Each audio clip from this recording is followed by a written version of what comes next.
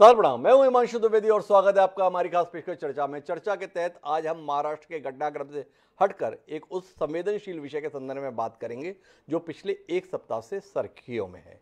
सुर्खियों में इसलिए है क्योंकि यह विषय इतना गंभीर और संवेदनशील पिछले 2 दशक तक रहा कि जब जब यह चर्चा में आया तो सुर्खियों का केंद्र बन गया। हम बात करने जा रहे हैं गुजरात दंगों के संदर्भ में, जिसको लेकर एसआईटी की जांच रिपोर्ट को स्वीकार करते हुए सर्वोच्च न्यायालय ने पिछले हफ्ते आदेश पारित किया। उसके बाद का घटनाक्रम भी लगातार जारी है। घटनाक्रम की शुरुआत 27 फरवरी 2002 को सुबह 7:43 पर तब हुई थी जब साबरमती एक्सप्रेस के एक कोच में आग लगा दी गई। उस घटना के अंतर्गत उसी मौके पर तकरीबन 58 लोग, जिसमें महिलाएं भी शामिल थी, बच्चे भी शामिल थे, जिंदा जला दिए गए। बाद में 2 लोग और अस्पताल में दम तोड़ दिए। कुल 60 लोग निर्दोष जिन्हें कहा जाता है वह इस आगजनी का शिकार हुए।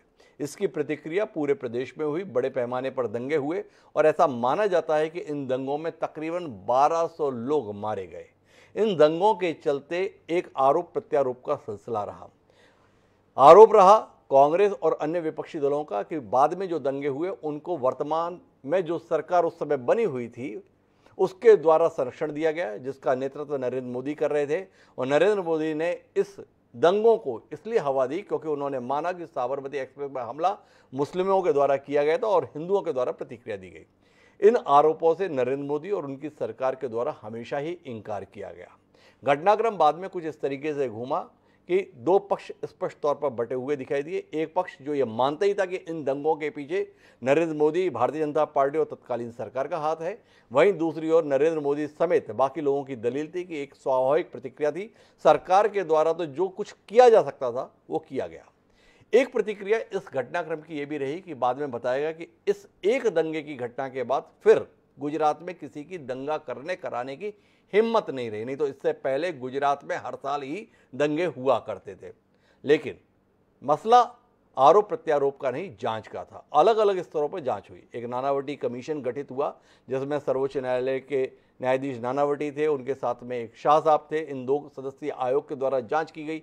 4-5 साल जांच चलने के बाद तकरीबन 43,000 शपथ पत्र के अध्ययन और हजारों लोगों के बयान के बाद 1500 पेज की रिपोर्ट तैयार हुई थी।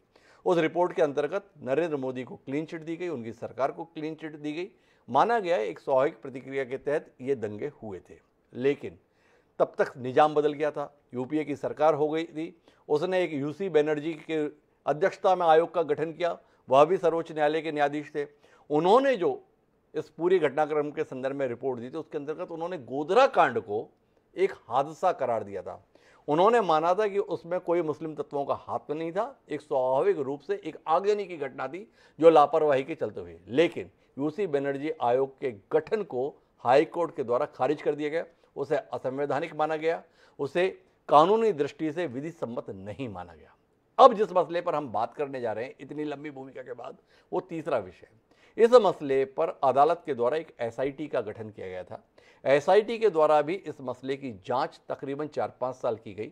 2012 में इस एसआईटी के द्वारा जो अपनी जांच रिपोर्ट दी गई उसमें भी नरेंद्र मोदी को क्लीन चिट दी गई और उनकी सरकार को भी इसके लिए दोषी नहीं पाया गया। मजिस्ट्रेट के द्वारा इस रिपोर्ट को स्वीकार किया गया।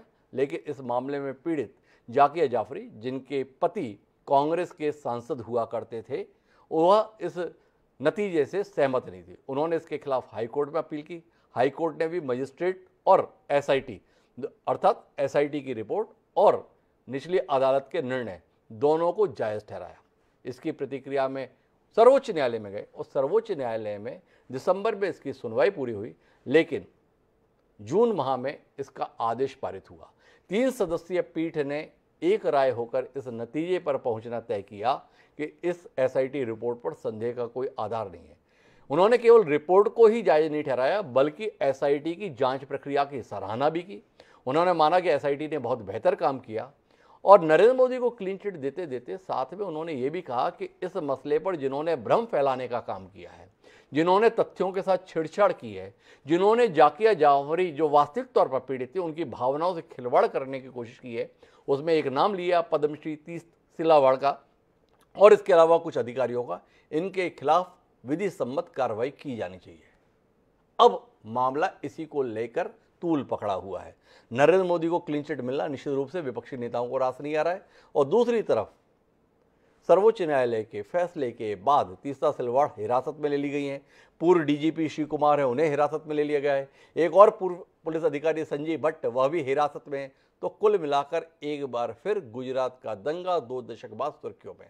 तो आज हम इसी पर बात करेंगे, समझने की कोशिश करेंगे कि प्रधानमंत्री के पद पर बैठे हुए शख्स को अगर अलग अलग स्तर पर क्लीन चिट मिली है तो वह बाकी विपक्षी दलों को रास क्यों नहीं आ रहा है। अगर सर्वोच्च न्यायालय ने पाया है कि इस मामले में लोगों की भावनाओं से खिलवाड़ होने की चेष्टा की गई और उनके खिलाफ कार्रवाई की जा रही है तो उस पर ऐतराज क्यों हो रहा है। और इन सब से परे जानने की कोशिश ये भी करेंगे कि आखिर गुजरात के इन दंगों का वास्तविक सच क्या है। हमारे साथ इस चर्चा का हिस्सा बनने के लिए 4 खास मेहमान जुड़ रहे हैं, उनसे आपका परिचय कराएं और इस संवेदनशील मसले पर कुछ तथ्यपरक बातचीत करने की कोशिश करें। उससे पहले समय है आज के विचार सूत्र का। हमारा आज का विचार सूत्र बड़े स्पष्ट शब्दों में कहता है कि जीवन में माफी गलती करने पर मिलती है, लेकिन षड्यंत्र करने पर सजा मिलती है। कभी देश के कानून के द्वारा तो कभी प्रकृति के कानून के द्वारा। कुल मिलाकर यह विचार हमारे आने वाली पीढ़ियों के लिए एक प्रेरणा का काम करे, इस भावना को ध्यान में रखते हुए हम अपनी चर्चा को आगे बढ़ाते हैं। जिसका हिस्सा बनने के लिए हमारे साथ में मौजूद हैं भारतीय जनता पार्टी के प्रखर सांसद संतोष पांडे जी। हमारे साथ शैलेश नितिन त्रिवेदी हैं, कांग्रेस पार्टी की विचारवान आवाज है, वर्तमान में छत्तीसगढ़ पाठ्य पुस्तक निगम के अध्यक्ष हैं, अपनी तथ्यपरक बातचीत के लिए हमेशा जाने जाते हैं। हमारे साथ में पीके जैन साहब हैं जो पूर्व पुलिस अधिकारी हैं, रिटायर्ड आईपीएस हैं, और साथ ही निष्पक्ष राय देने के लिए हमारे साथ प्रेम कुमार जी हैं, देश के वरिष्ठ पत्रकार। आप चारों का स्वागत है। चर्चा की शुरुआत हम संतोष पांडे जी से ही करते हैं और संतोष पांडे जी से ही समझना करते हैं कि जिन दंगों के समय पर देश के तत्कालीन प्रधानमंत्री अटल बिहारी वाजपेयी को यह कहना पड़ा था कि राजधर्म का पालन किया जाए, उसकी दुहाई देते हुए आज तक नरेंद्र मोदी को कटघरे में खड़ा किया जाता है। उनके तौर तरीकों पर उस समय के देश के तत्कालीन प्रधानमंत्री को भी कहीं ना कहीं कोई संदेह था। संतोष जी, अब इतनी लंबी प्रक्रिया के बाद जो कुछ सामने आया है उस पर आपकी प्रतिक्रिया चाहिए। क्या सरकार में रहने का नतीजा इस प्रकार के आदेशों की शक्ल में आ रहा है, या तथ्यों के स्तर पर आपका मानना है कि सत्य तो सत्य होता है, समय लग सकता है, लेकिन वह उजागर तो होकर रहता है और उजागर हो चुका है? आदरणीय वेदी जी, मैं एक पंक्ति से शुरुआत करना चाहूंगा जी। कुदरत के उसूलों में उलटफेर नहीं है, हालात बदलने में बहुत देर नहीं है, आगाज से अंजाम जुड़ा होता है यारो, भगवान के घर देर है अंधेर नहीं है। क्या बात, अंधेर नहीं है जी। और मैं ये कहना चाहूंगा कि अब परतें खुलनी चालू हो गई है और तीस्ता सीतलवाड़ का मामला मात्र नहीं है, ये यहीं तक सीमित रहने वाला भी नहीं है, ये आगे बढ़ने वाला है। अनेक खुलासे होंगे। आज भी आपने देखा होगा षड्यंत्र तो षड्यंत्र होता है जी। जिस प्रकार से एक ऐसे व्यक्ति को जिन्होंने अपना कुछ नहीं, राष्ट्राय स्वाहा इदम नमम, मेरा कुछ नहीं, जो कुछ है वो राष्ट्र के लिए जीने वाला, स्वप्न भी देखता है तो राष्ट्र के सर्वोपरि के लिए, एक एक क्षण का इस देश के लिए उपयोग करने वाला, ऐसे प्रधानमंत्री, उस समय तो माननीय मुख्यमंत्री थे, ऐसे उस समय के मुख्यमंत्री नरेंद्र भाई मोदी के लिए जिस प्रकार से कांग्रेस पार्टी ने षड्यंत्र किया, ये साबित हो चुका है, ये वास्तव में शर्मनाक है। और ये लोगों को उस समय भी लगने लगा था, किंतु सत्य परेशान हो सकता है, पराजित नहीं हो सकता। आज हम देखते हैं कि एक शोहरत और पैसों के लिए तीस्ता सीतलवाड़ ने किस प्रकार से धन कमाने के लिए, उनकी कोठी देखिए मुंबई की जी, 3-3.5 एकड़ की कोठी, ऐसे जगह में ये कहने में कि अमिताभ बच्चन का वो पड़ोसी है जी, ये सामान्य बात है जी। और केवल धन के लिए उन्होंने क्या क्या नहीं किया जी। ऐसे तीस्ता सीतलवाड़ आज धरी जा चुकी है, पकड़ी जा चुकी है। तीस्ता सीतलवाड़ को सोनिया जी ने, वो चित्र में देख रहा था कल जी, उन्होंने अवार्ड दिया, राजीव गांधी नेशनल सद्भावना अवार्ड 2002 में कांग्रेस पार्टी ने दिया। क्या बात है। मातोश्री बीमा अवार्ड भी इन्होंने 2007 में, पद्मश्री अवार्ड 2007 में दिया, FIMA अवार्ड कुवैत में दिया गया था। शाहीन बाग में साजिश करने वाली, सब प्रकार से रटाने पढ़ाने वाली और सब प्रकार से खबरों को तोड़ मरोड़ करके अटकाने लटकाने भटकाने देश को गुमराह करने वाली तीस्ता सीतलवाड़ अंत में धरी गई। और मैं आपको बोलना चाहूंगा, आपने जो ये कहा ना कि राजधर्म के लिए, अटल जी ने राजधर्म की बात कही जी। माननीय द्विवेदी जी, भगवान राम का त्रेता युग था, त्रेता युग के बाद द्वापर भी आता है जी। और भगवान कृष्ण का भी वो युग आया। यदि वो मर्यादा पुरुषोत्तम थे तो कृष्ण भी तो कुछ है जी। अटल जी ने जो कहा, राष्ट्र धर्म का पालन किया और आज भी राजधर्म और राष्ट्र धर्म का पालन करने के लिए, और ये कहने में संकोच नहीं कि सब प्रकार से खड़े होकर के उतरे हैं ऐसे राष्ट्र नायक माननीय प्रधानमंत्री नरेंद्र मोदी जी हैं।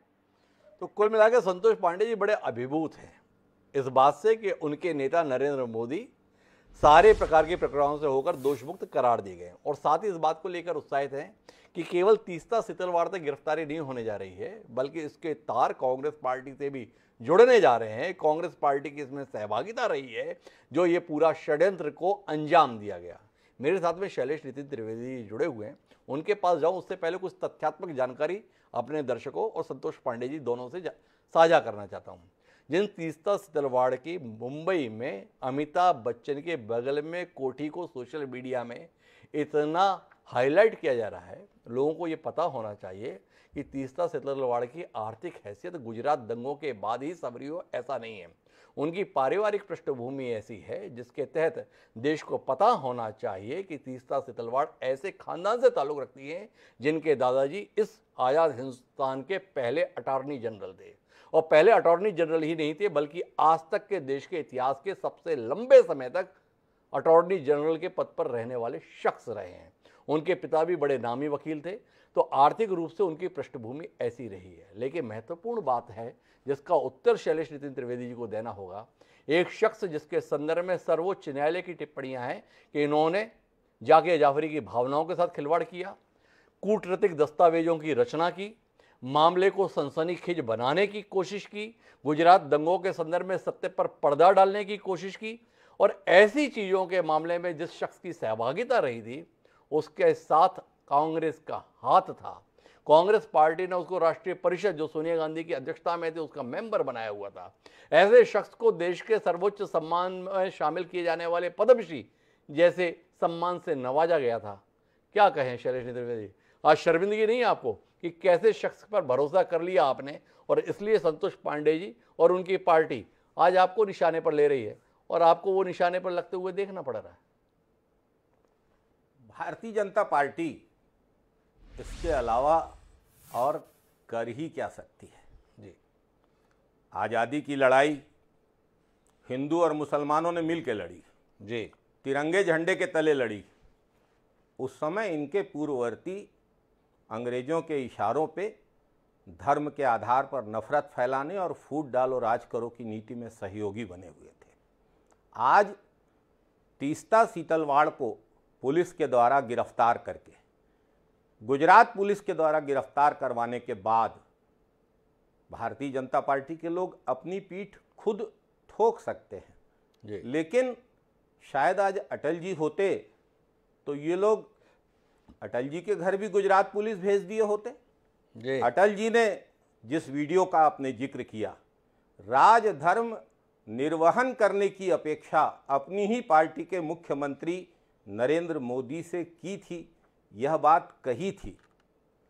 अटल जी भी गलत थे, पूरे देश का जनमानस गलत है, देश में नफरत फैलाने की ये कोशिशें सही हैं, लेकिन यदि अक़लियत के हकों और हितों की बात कोई करता है तो उसे अपराधी करार देना, ये कैसा वातावरण बनाया जा रहा है देश में, ये कैसी राजनीति की जा रही है भाजपा के द्वारा।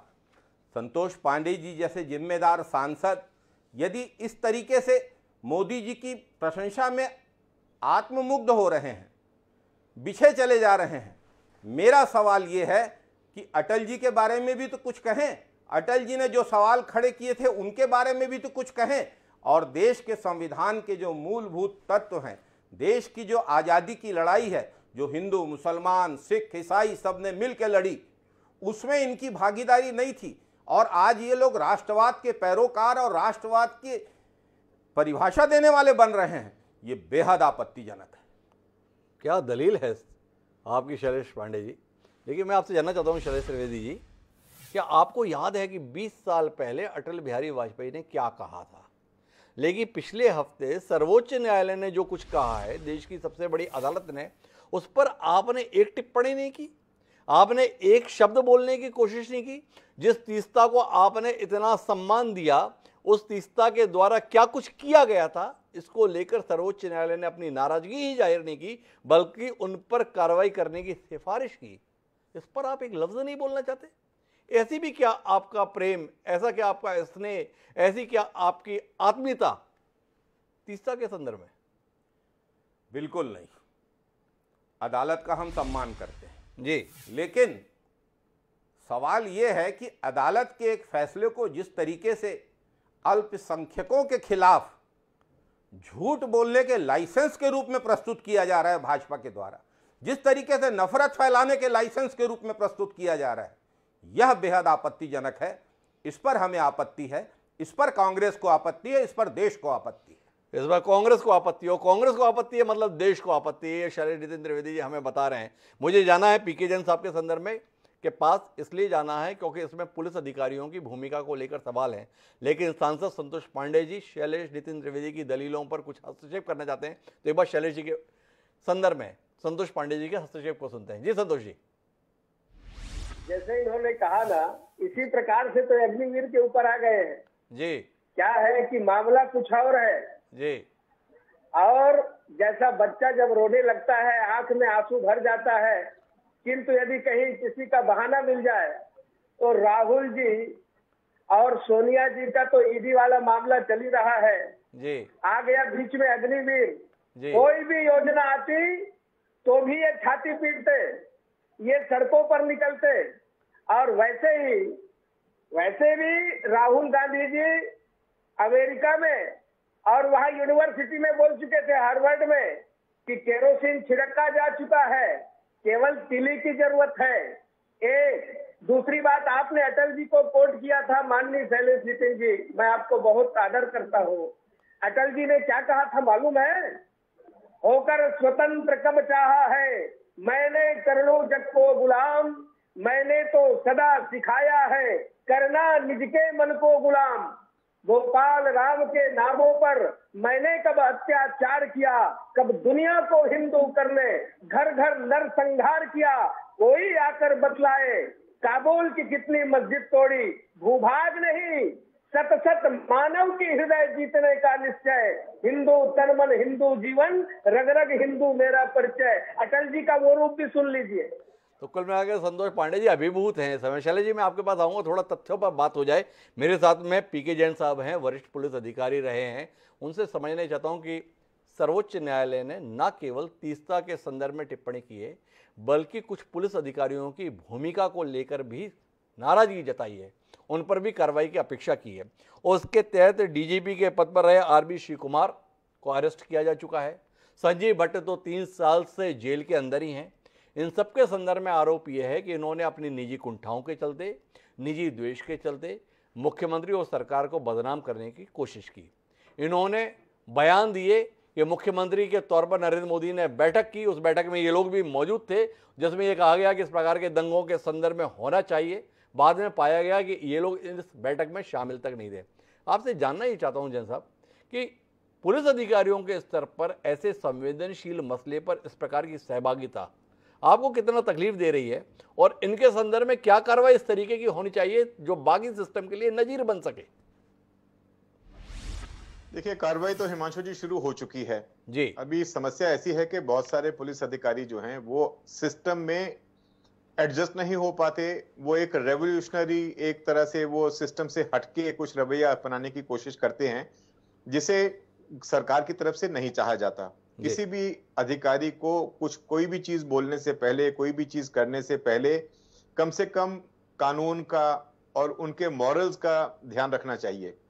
जब हम किसी द्वेष में आके सरकार के खिलाफ स्टेटमेंट देना शुरू करते हैं या पब्लिक में जाना शुरू करते हैं, तो ऐसा तभी से लगने लगता है कि ये मोटिवेटेड स्टेटमेंट्स हैं, मोटिवेटेड एक्शन है। जी इस केस में संजीव भट्ट ऑलरेडी किसी केस में कन्विक्ट हो चुके हैं जी, वो भी न्यायिक प्रक्रिया के थ्रू जाके जो भी उनको कन्विक्शन हुआ अभी वो जेल में हैं। जी श्री कुमार साहब ने उस समय पे बहुत ज्यादा वाहवाही लूटी कि उन्होंने नरेंद्र मोदी के खिलाफ में स्टेटमेंट दिए, उन्होंने सरकार के को घेरा, उन्होंने एसआईटी के सामने जाके कुछ अलग तरह से तथ्य प्रस्तुत करने की कोशिश की, जी जो कि आज जगह जगह पे कई कोर्ट के माध्यम से होके भी सुप्रीम कोर्ट तक पहुंची और वहां पे भी उसको सराहा नहीं गया, उस चीज को गलत ठहराया गया।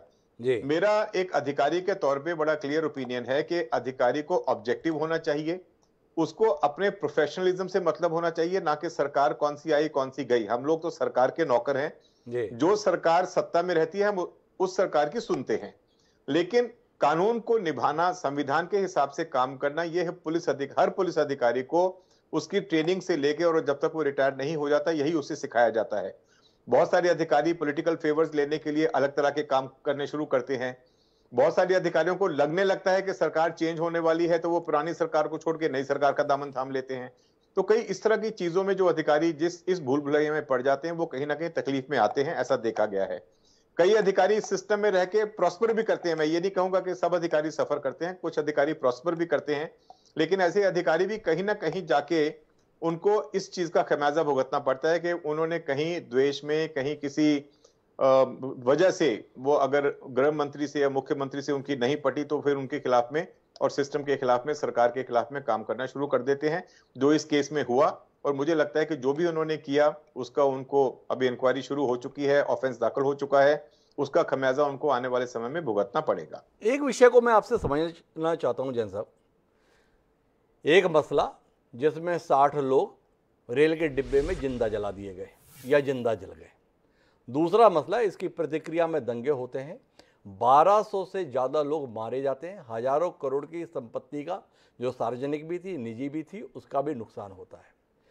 2 दशक तक इस मामले में जांच चलती है, कार्रवाइयों के संदर्भ में अपेक्षा की जाती है, लेकिन आखिरी में कुल मिलाकर कोई भी जिम्मेदार व्यक्ति ठहराया नहीं जा रहा जो इतने बड़े हादसे के लिए जिम्मेदार है। आपसे समझना ये चाहता हूँ, इस देश के सिस्टम के संदर्भ में जब हम ये कार्यक्रम कर रहे हैं, इस समय उदयपुर में तनाव है राजस्थान के अंदर का। घटना ये घटित हुई है कि एक भाजपा की प्रवक्ता हुआ करती थी नुपुर शर्मा, उन्होंने कोई बयान दिया था पैगंबर साहब के संदर्भ में, किसी व्यक्ति ने उसके समर्थन में पोस्ट कर दी, व्यक्ति को बर्दाश्त नहीं हुआ, नतीजा ये हुआ कि उसकी दुकान में घुसकर आज उसका कत्ल कर दिया गया। तनाव फैला हुआ है। भारतीय जनता पार्टी जो वहाँ विपक्ष की भूमिका में है, इसके लिए गहलोत सरकार को जिम्मेदार ठहरा रही है और चाहती है कि ऐसी सरकार को पद पर नहीं रहना चाहिए। एक शख्स मारा गया है, यहाँ 60 लोग जला दिए गए। क्या इसके संदर्भ में किसी व्यक्ति ने आज तक जिम्मेदारी ली कि हमारी सरकार थी, हमारी सरकार रहते हुए 60 लोग जला दिए गए? इसके संदर्भ में कोई बात नहीं है। 1200 लोग दंगे में मारे गए, यह बताया जा रहा है कि वहां की सरकार की इन दंगों में कोई भूमिका नहीं थी। पर एक सरकार के रहते हुए भी इतने बड़े पैमाने पर दंगे हुए, क्या इसके लिए कोई नैतिक तौर पर जिम्मेदारी लेता है? क्या इसके संदर्भ में देश की व्यवस्था कुछ कहती है? इसके बावजूद भी देख ये रहे कि सर्वोच्च न्यायालय के द्वारा केवल क्लीन चिट दी जा रही है। तो आखिर इस प्रकार के हादसों के लिए जिम्मेदार किसको ठहराया जाएगा, ये सवाल जहन में आता है। आपके पास इतना लंबा प्रशासनिक अनुभव रहा है, ऐसी तकलीफदेह परिस्थितियों को लेकर आपका कोई नजरिया है जो आप हमारे साथ इस कार्यक्रम में साझा करना चाहें? देखिए, मैं सिर्फ आपको 2-3 जो नेशनल लेवल पे 2-3 दंगे जो मेन हुए, मैं उनकी आपको सिर्फ रेफरेंस देना चाहता हूं।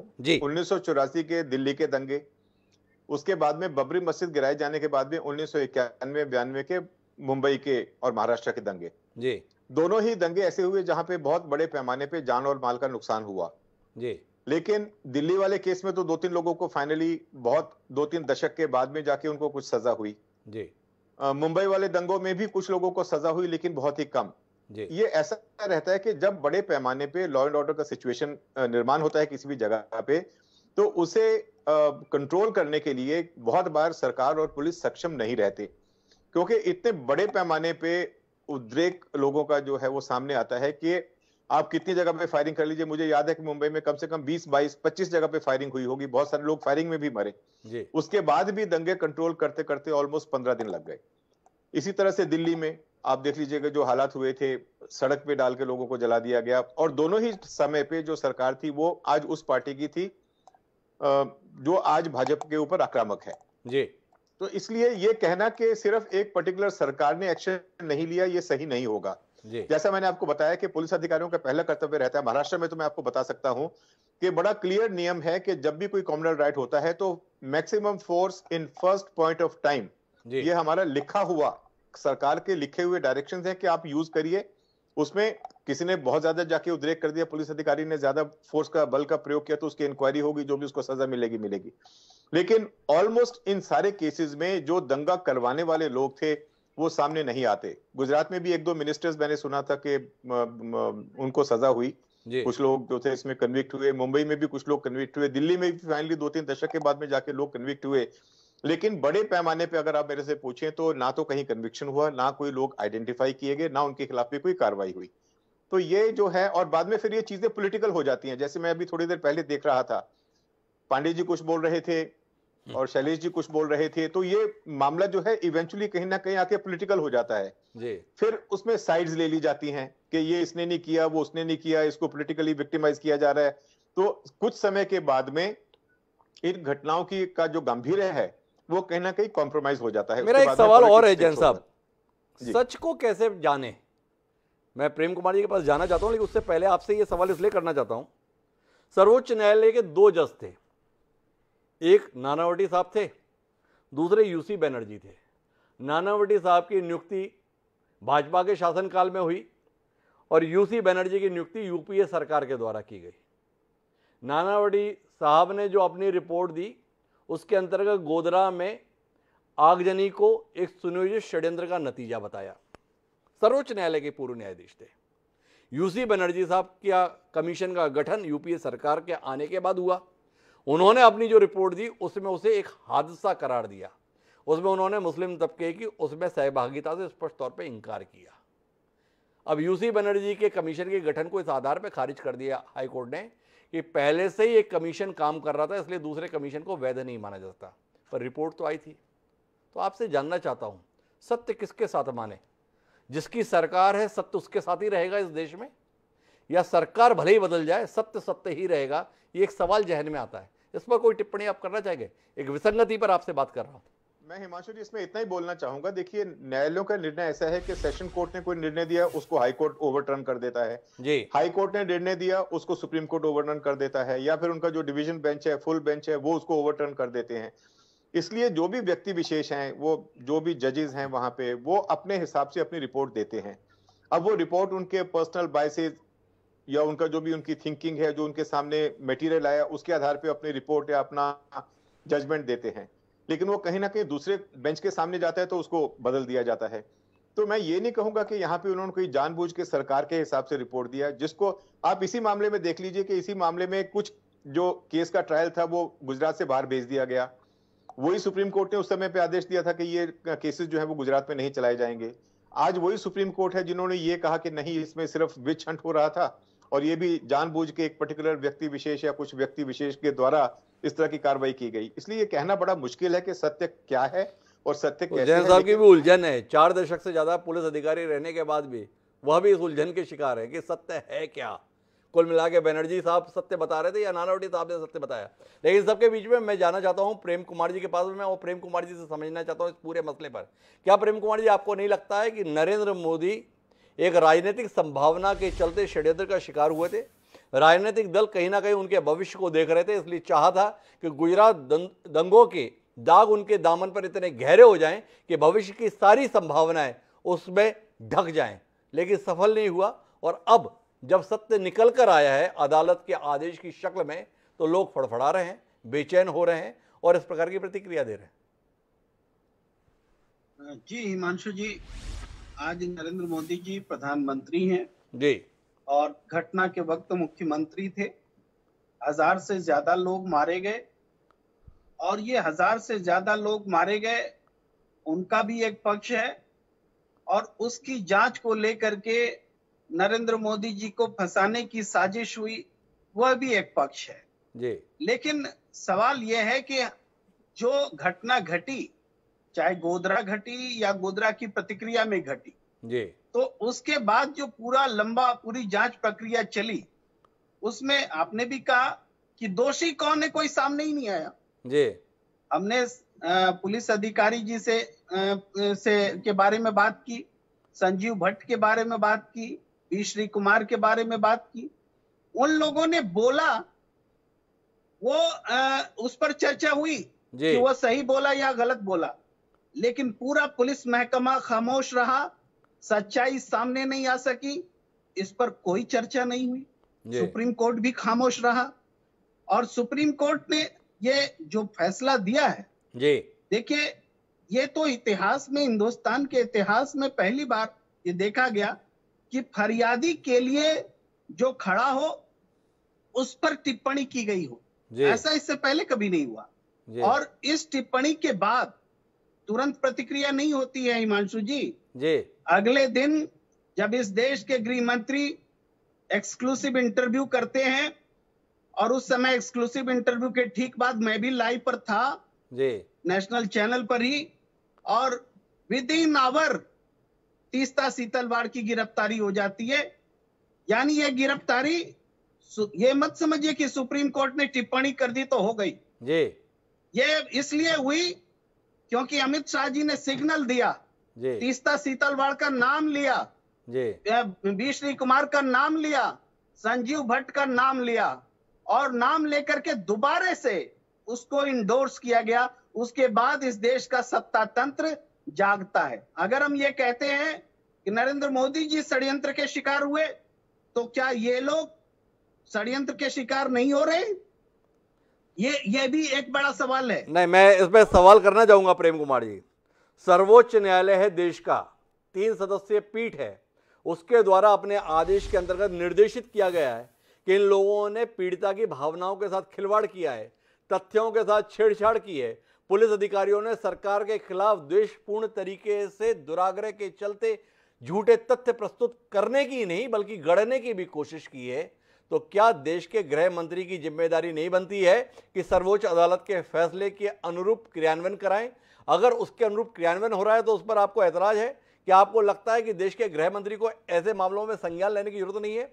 सर्वोच्च अदालत के फैसले संज्ञान में लिए जाने की जरूरत नहीं है? और तीस्ता सीतलवाड़ किसी प्रकार की सहृदयता की मोहताज है? क्या उनके प्रति सद्भावना रखनी चाहिए? ये सवाल जहन में आते हैं। क्या कहते हैं प्रेम कुमार जी? जी, मैं साफ तौर पर मैं कहता हूं कि ये लोग जिनका नाम सुप्रीम कोर्ट ने लिया, उनके और सुप्रीम कोर्ट ने जो बात कही, उसकी जांच के लिए गृह मंत्रालय को जरूर कमेटी बनानी चाहिए थी कि वास्तव में कहां इसने फेवर किया, कहां इसने दुरुपयोग किया, कहां इसने साजिश की।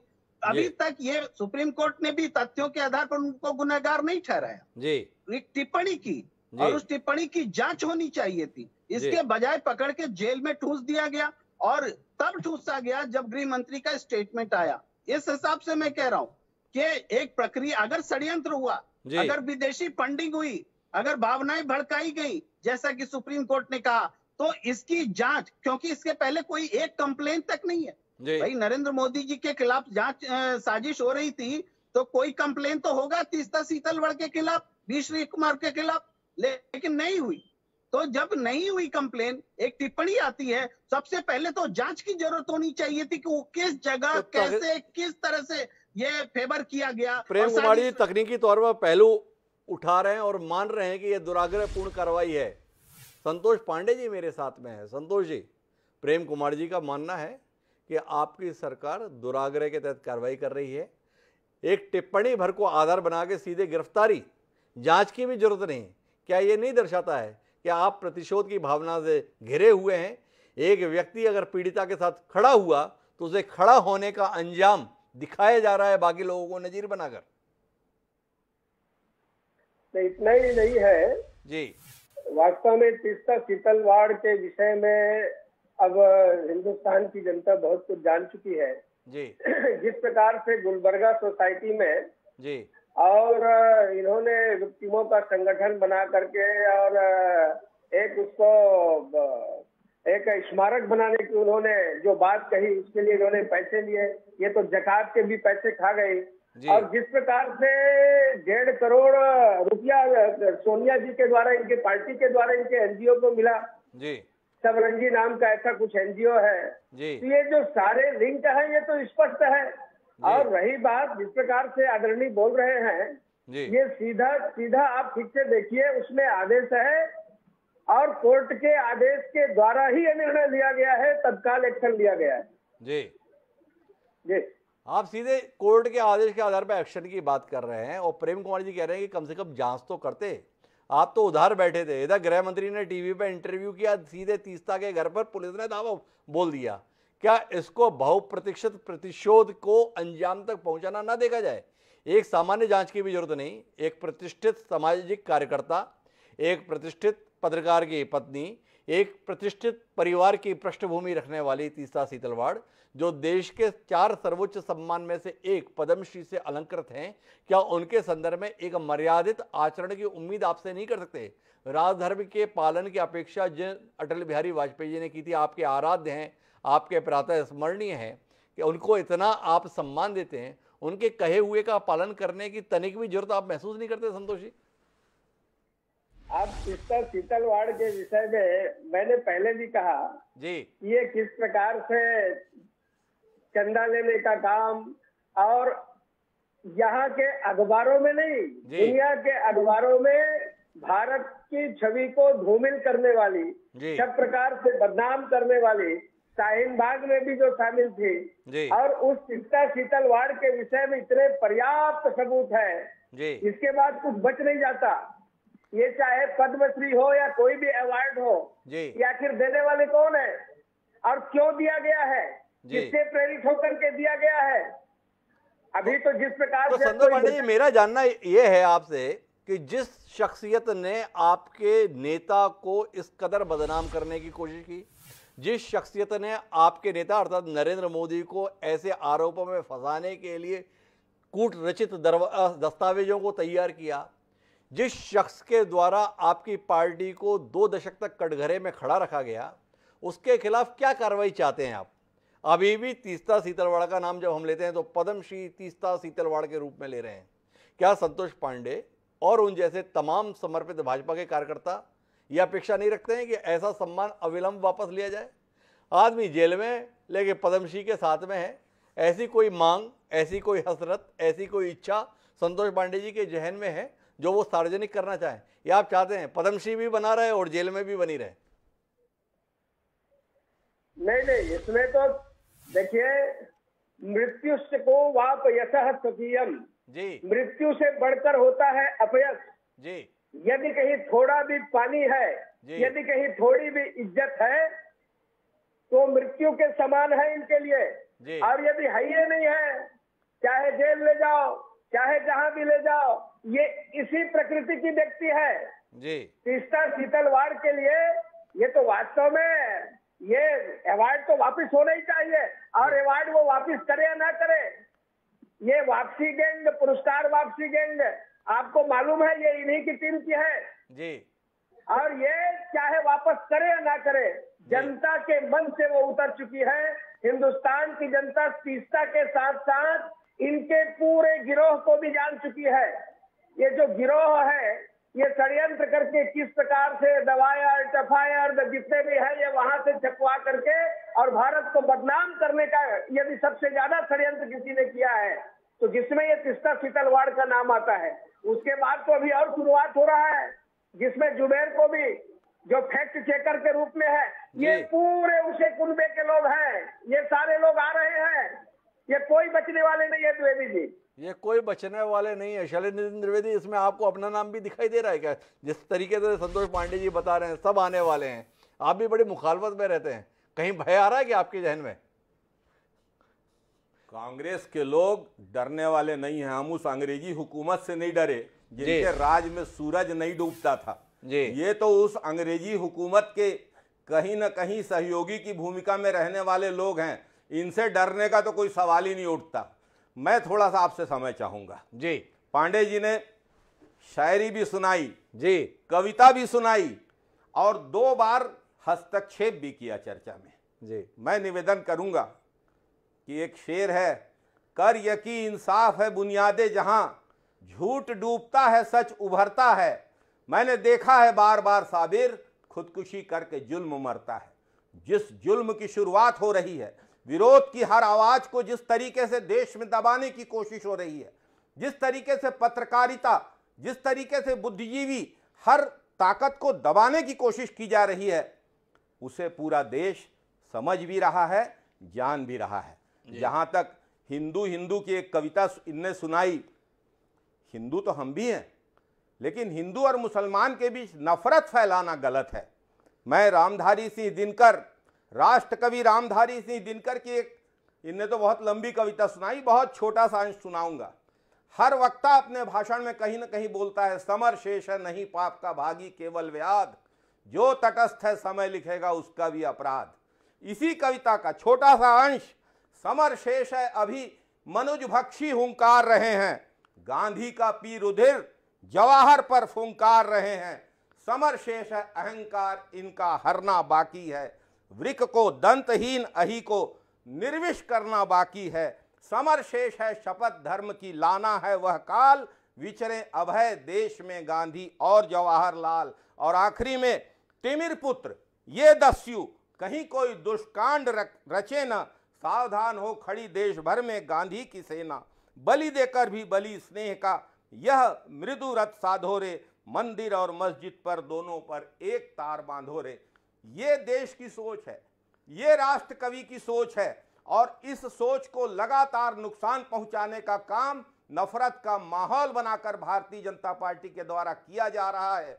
तीस्ता सीतलवाड़ के खिलाफ एक टिप्पणी मात्र पर गिरफ्तारी कर ली गई, बिना किसी जांच के।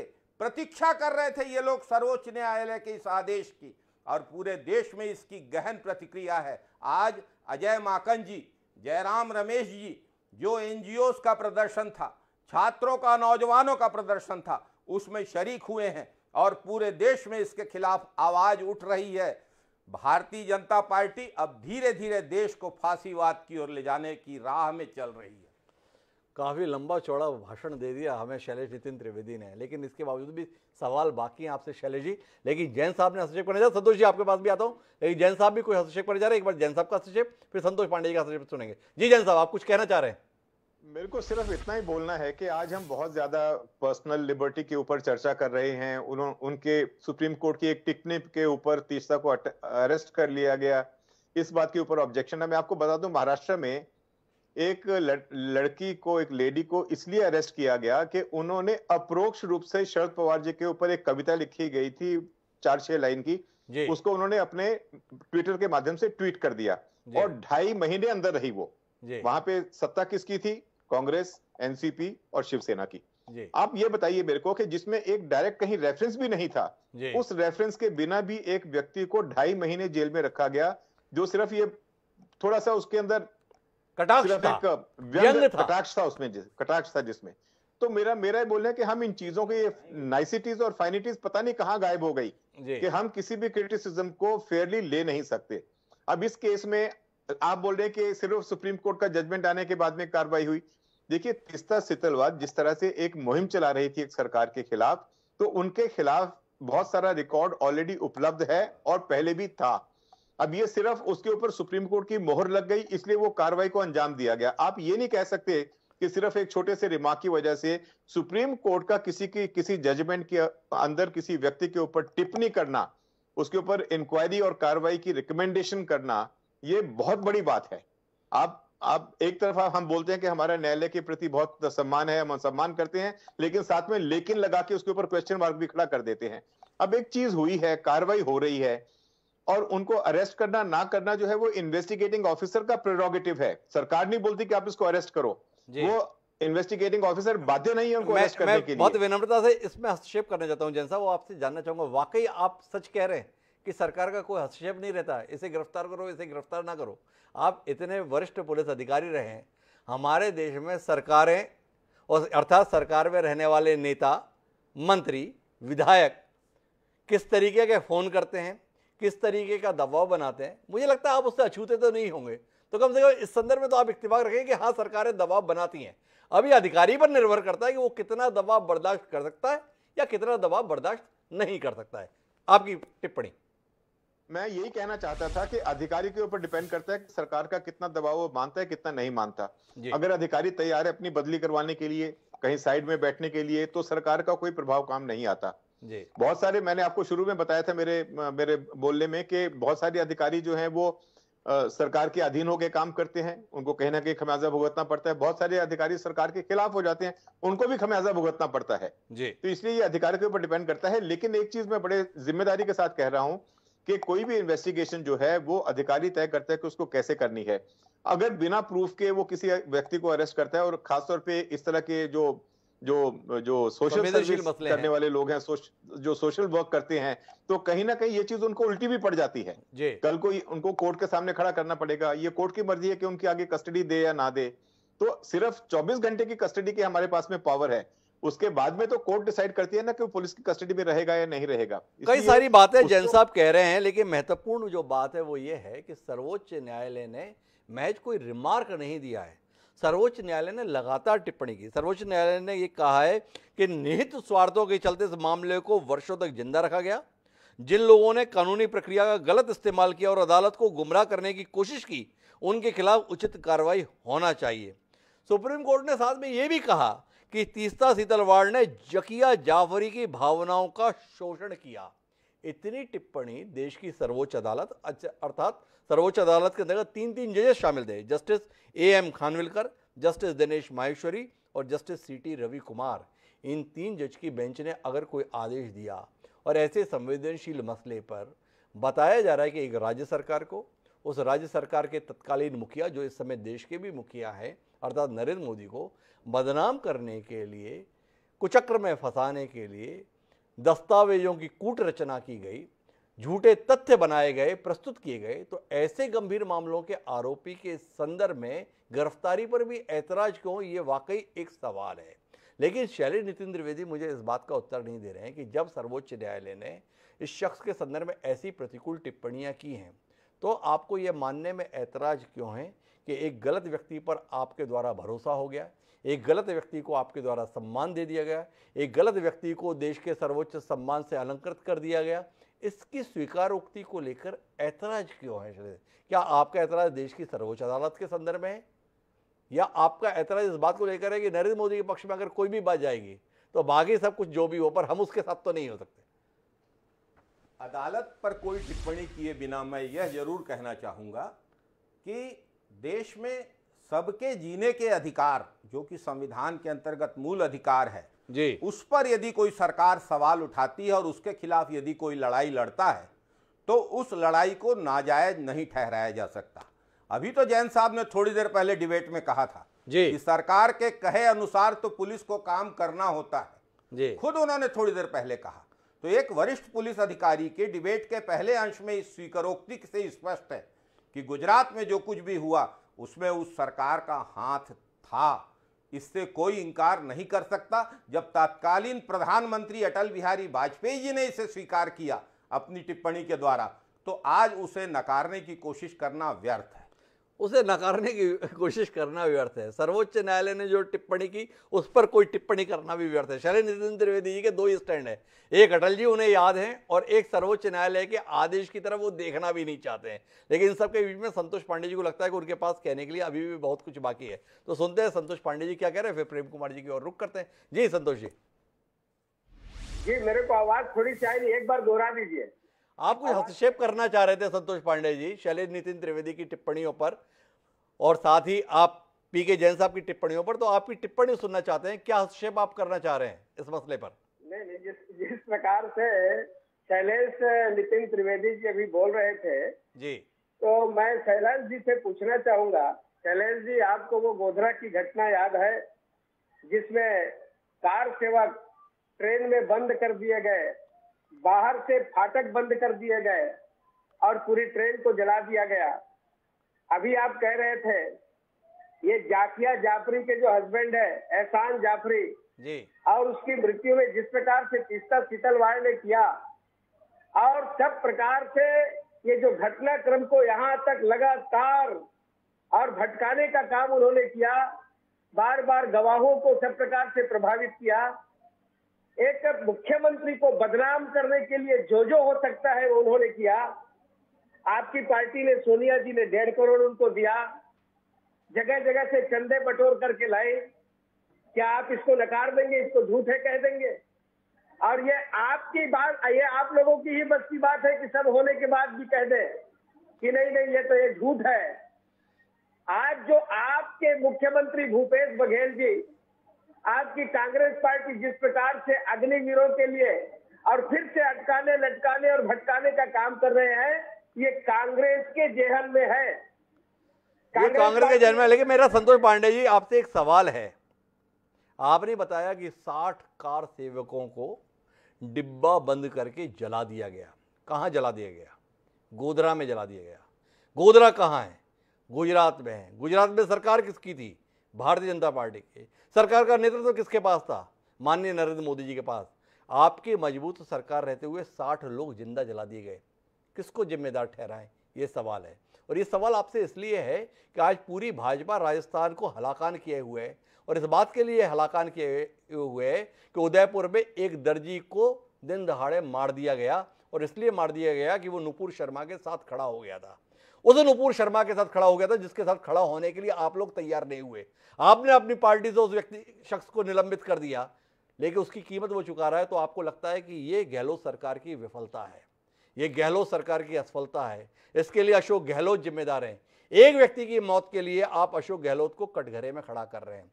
तो क्या उसी तरीके से अपनी सरकार को भी आप ईमानदारी से जिम्मेदार मानते हैं कि हाँ 60 मौतें हुई, उनकी सुरक्षा दे पाने में हम लोग विफल रहे थे? क्या उतनी ईमानदारी से संतोष पांडे जी आप और आपकी पार्टी जिम्मेदारी को स्वीकार करती है? ये जहन में सवाल आता है। मर्जी आपकी है, उत्तर आप जिस रूप में भी देना चाहें। गहलोत की सरकार, गहलोत की पुलिस, आप एक तरफ उत्तर प्रदेश की पुलिस देखिए जी, सरकार वही है। सरकार के अंदर जब पुलिस काम करती है तो योगी की पुलिस जिस प्रकार से काम कर रही है, गहलोत की पुलिस क्यों काम नहीं करती जी? आज वहां जिस प्रकार से हत्याएं हो रही है, ये केवल कांग्रेस के शासनकाल में ही क्यों होता है? अरे कमाल की बात कर रहे हैं संतोष पांडे जी, आप भूल गए योगी आदित्यनाथ जी की सरकार थी। भारतीय जनता पार्टी की जीत की खुशी में एक मुसलमान ने मिठाई बांट दी, उसे भी दिन दहाड़े मार दिया। ये योगी आदित्यनाथ जी के मुख्यमंत्री रहते हुए 2 महीने पहले हुआ, वो भी आपकी जानकारी में। ऐसी घटना है जैसी राजस्थान में हुई है। क्या जितना नाराज आप माननीय अशोक गहलोत जी से, उतने नाराज अब आप योगी आदित्यनाथ जी से भी हैं? देश में आज जिस प्रकार से शांति है, ये छुटपुट घटनाओं को छोड़ने के बाद जी, आज ये जो घटनाएं हो रही है कहाँ हो रही है? आज भूपेश बघेल के क्षेत्र में अग्निवीर के नाम से जिस प्रकार से ये आंदोलन खड़ा किया जा रहा है, ये स्वयं चाहते हैं नौजवानों को लटकाना, अटकाना चाहते हैं, या आखिर किस दिशा में ले जाना चाहते हैं? किस दिशा में ले जाना चाहते हैं? कुल मिला के संतोष पांडे जी बहुत नाराज हैं शैलेश नितिन त्रिवेदी जी आपकी पार्टी से। उन्हें लगता है कि कांग्रेस पार्टी कुल मिलाकर देश को अराजक ही बनाना चाहती है। मैं आऊंगा आपके पास, लेकिन उससे पहले प्रेम कुमार जी के पास में मुझे बात करनी है। और प्रेम कुमार जी आपसे समझना चाहता हूं, आपको ऐतराज है इस बात पर, आप पिछली बार बोल रहे थे कि बगैर जांच के सीधे गिरफ्तार कर लिया। आप बताइए, ऐसे संवेदनशील मसले पर 3 जजों की पीठ इतने गंभीर किस्म के आक्षेप लगा रही है, टिप्पणी कर रही है, तो उसके बाद देश की ऐसे लोगों को खुले में छोड़ देना चाहिए, जांच के नाम पर टालते रहना चाहिए? कितना टालें? 20 साल हो गए तब नतीजे पर पहुंचे हैं। ये न्याय है?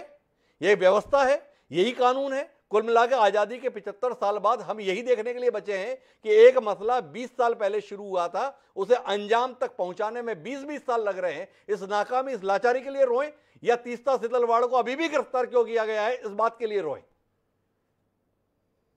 हिमांशु जी, प्रोसेस तो वही होना है जो अदालत में होता है कि आप गिरफ्तार करके अदालत में ले जाकर के उन प्रक्रियाओं को पूरी करते हैं, या कि फिर जांच करके एक समाज में एक स्थापित करते हैं कि नहीं ये दोषी है। होना वही है। लेकिन अभी क्या सुप्रीम कोर्ट ने एक टिप्पणी की जी। हम सब कहते हैं कि सुप्रीम कोर्ट का सम्मान होना चाहिए, उनके फैसले पर अमल करने में होना चाहिए। लेकिन सुप्रीम कोर्ट सवालों से परे है, ऐसा नहीं है, क्योंकि इसी मामले में जो गुजरात दंगे में लोग मारे गए, उस पर तो सुप्रीम कोर्ट का कोई कहना नहीं आया। तो ये सवाल पूछा जाता रहेगा अदालत से कि आखिर बाबू बजरंगी ने जो वीडियो में स्वीकार किया था खुल करके कि उसने गर्भवती का कैसे पेट फाड़ दिया, कैसे उसने लोगों को मारा, जमीन में गाड़ा, कैसे उसने बीजेपी के तत्कालीन सचिव को सूचित किया, तत्कालीन गृह मंत्री जो कि अमित शाह जी थे उनको फोन किया, और भी एक नेता को फोन किया, और सबने उनको कहा भाग जाने और छिप जाने के लिए कहा। ये तो पब्लिक डोमेन में वीडियो चल रहे हैं। इस वीडियो की को एसआईटी का पार्ट तक नहीं बनाया गया भाई। तो आखिर सवाल तो पूछे जाएंगे ना कि जो न्याय नहीं मिला उस पर सवाल क्यों नहीं पूछे जाएंगे? इसलिए कि सुप्रीम कोर्ट है, तो सुप्रीम कोर्ट पर तो अमेरिका के राष्ट्रपति अपने यहाँ तुरंत सवाल खड़ा कर देते हैं, वहां सवाल नहीं उठता। लेकिन हम फैसले पर सवाल नहीं कर रहे, हम तो ये बात करें जो अनछुआ है, जो अन्याय बाकी है, अन्याय हुआ है, उस पर इंसाफ के लिए लड़ रहे लोग जो हैं खुद उनको कटघरे में खड़ा। मेरा सवाल है, जिस केस में कपिल सिब्बल जैसा काबिल व्यक्ति पैरवी के लिए खड़ा हुआ था, उसके बाद आप कह रहे हैं कि मसला अनछुआ रह गया, मसले पर बात नहीं हुई, मसले पर ध्यान नहीं दिया। क्या आपको वाकई लगता है कपिल सिब्बल की दलीलों में इतना दम नहीं रहा होगा, या कपिल सिब्बल भी सरकार के साथ मिल गए होंगे इसलिए उन्होंने इन लोगों के संदर्भ में मसलों को नहीं उठाया, या सरकार ने मसले तो उठाए पर उन पर विचार करने योग्य नहीं पाया? आशय क्या है आपका? देखिए हिमांशु जी, राजनीति तो ऐसी भी होती है कि उत्तर प्रदेश में हम देखते हैं कि भाई मुसलमान का सवाल आता है तो अखिलेश यादव भी चुप हो जाते हैं, राहुल गांधी भी चुप हो जाते हैं, बीजेपी भी चुप रह जाती है। तो क्या मान लिया जाए भाई? वो हम इस बात को नहीं लेके उदाहरण दे सकते कि कपिल सिब्बल जी ने रिएक्ट क्यों नहीं किया। सवाल इंसाफ का है। इतने लोग मारे गए तो किसने मारे, किसकी सरकार थी, पुलिस ने क्या किया? सवाल इंसाफ का है तो मेरा आखिरी सवाल आपसे है प्रेम कुमार जी। अमित शाह जी ने अपने इंटरव्यू में यह कहा कि नरेंद्र मोदी ने 18 साल तक इन आक्षेपों को, इन आरोपों को मौन रहकर सहा। आपसे सवाल इस बात का है कि देश के प्रधानमंत्री के पद पर बैठा हुआ शख्स 18 साल बाद देश की सर्वोच्च अदालत के द्वारा बेकसूर ठहराया गया, उसके दामन को पाक साफ बताया गया, उसकी संलिप्तता से स्पष्ट तौर पर इनकार किया गया। क्या देश के राजनीतिक वातावरण में इस बड़प्पन का, इस परिपक्वता की अपेक्षा नहीं की जा सकती कि सभी राजनीतिक दल इस निर्णय का स्वागत करते और इस बात के संदर्भ में संतोष व्यक्त करते कि देश के शीर्ष पद पर बैठा हुआ व्यक्ति के संदर्भ में लगे हुए इतने गंभीर किस्म के आरोप देश की सर्वोच्च अदालत के द्वारा झूठे पाए गए हैं? तो क्या इस प्रकार का वातावरण दे पाने में हम सक्षम नहीं है, या हमको इस बात पर ऐतराज है कि क्योंकि नरेंद्र मोदी का होना हमें बर्दाश्त नहीं होता, हमें भारतीय जनता पार्टी की रीति नीति बर्दाश्त नहीं होती, हमें केंद्र सरकार के तौर तरीके बर्दाश्त नहीं होते, इसलिए नरेंद्र मोदी को अदालत ने क्लीन चिट कैसे दे दी ये भी बर्दाश्त नहीं कर पा रहे हैं, और इसीलिए इसकी प्रतिक्रिया इस रूप में व्यक्त कर रहे हैं? देखिए हिमांशु जी, गुजरात की घटना ऐसी है जिसमें ये कहा गया ये कि घटना को होने दिया गया, एक अलग किस्म से घटना घटी और उसकी पूरी जांच प्रक्रिया लंबी चली। 18 साल जो कह रहे हैं, देखिए क्लीन चिट तो नरेंद्र मोदी जी को एसआईटी की रिपोर्ट में ही मिल गई थी। बाद में तो सिर्फ विचार के लिए जो याचिका गई उच्च अदालत में वो खारिज होती गई। ऐसा नहीं कि सुप्रीम कोर्ट अभी न्याय कर रहा है, न्याय तो उसी दिन मिल गया जिनको एसआईटी में उनको क्लीन चिट दी गई थी। ये बात है। लेकिन प्रश्न नहीं, दोनों चीजों में अंतर है प्रेम कुमार जी। एसआईटी की रिपोर्ट को स्वीकार किया जाना अलग बात, और सर्वोच्च न्यायालय के द्वारा एसआईटी की कार्रवाई की सराहना करना अलग बात। सर्वोच्च न्यायालय ने इस बार अपने आदेश में केवल याचिका को खारिज नहीं किया है, बल्कि एसआईटी की कार्य पद्धति को सराहा और उसके निष्कर्ष को सराहा। तो मामला थोड़ा ज्यादा व्यापक है। जैसा आप कह रहे हैं ना कि पहली बार देखने को आया कि पीड़िता के साथ खड़े होने वाले के खिलाफ कार्रवाई की सिफारिश कर दी, तो ये मामला कई रूपों में है। तो इसके अंतर्गत एसआईटी की कार्य पद्धति की भरपूर सराहना इस आदेश में की गई है। तो इसलिए मैंने आपसे सवाल किया कि इस पर संतोष नहीं होना चाहिए। बहरहाल मेरा समय समाप्त हो रहा है, तो इस सवाल को हम केवल प्रेम कुमार जी तक ही नहीं बल्कि देश के बीच में अनुत्तरित छोड़ते हैं। देश ही संदर्भ में विचार करें कि देश के शीर्ष पद पर बैठे हुए शख्स के संदर्भ में अगर देश की सर्वोच्च अदालत के द्वारा इस प्रकार का आदेश दिया गया है, तो क्या उसे सवालों के दायरे में रखना चाहिए, या हमें उस आदेश को शिरोधार्य मानते हुए सारे अतीत के सवालों से पिंड छुड़ा लेना चाहिए? फैसला देश का जो भी आए, क्योंकि आखिरकार लोकतंत्र में जनता की राय ही महत्वपूर्ण होती है। बहरहाल आप चारों मेहमानों का बहुत बहुत धन्यवाद एक सार्थक चर्चा का हिस्सा बनने के लिए। निश्चित रूप से जो तथ्य इस चर्चा के दौरान रोशनी में आए हैं वो जनता को किसी न किसी निष्कर्ष पर पहुंचने में मददगार होंगे, ऐसा हमारा भरोसा है। समय है अब आज के शेर का। हमारा आज का शेर इसी प्रकार के हालात को समर्पित यूं कहता है कि फिर चीखते फिर रहे बदहवास चेहरे, फिर चीखते फिर रहे बदहवास चेहरे, फिर रचे जाने लगे हैं षड्यंत्र गहरे।